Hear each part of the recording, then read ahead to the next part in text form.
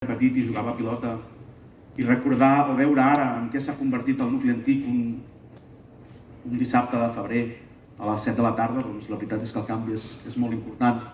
Ja no parlo a nivell comercial, a nivell de neteja, manteniment, pintades, façanes, una miqueta tot. Llavors jo em quedaria amb el pla de xoc del nucli antic, que properament l'explicarem i jo crec que és molt contundent. Segon punt.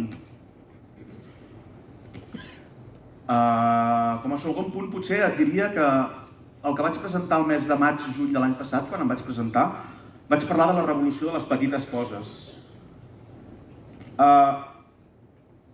Aquelles voreres que estan en mal estat, aquells bancs, aquelles papereres, aquelles pintades a les parets, aquelles bosses de brossa que estan on no toquen, aquella neteja que li manca, la seguretat de Lloret.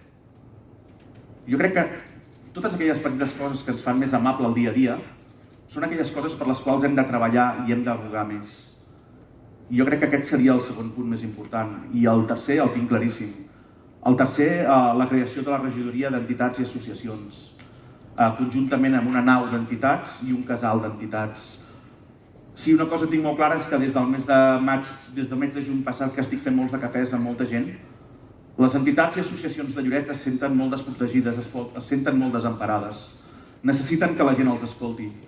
I realment crec que és superimportant que des de l'Ajuntament creem una regidoria d'entitats i associacions per poder-los donar veu i perquè es sentin expulsades i que el teixit associatiu de Lloret torni a reflotar i pugui tirar endavant el Lloret que desitgem. Ara, per exemple, som la capital de la cultura catalana. Jo, sincerament, trobo a faltar que totes les entitats i associacions de Lloret participin activament en tot el que és la capital de la cultura catalana.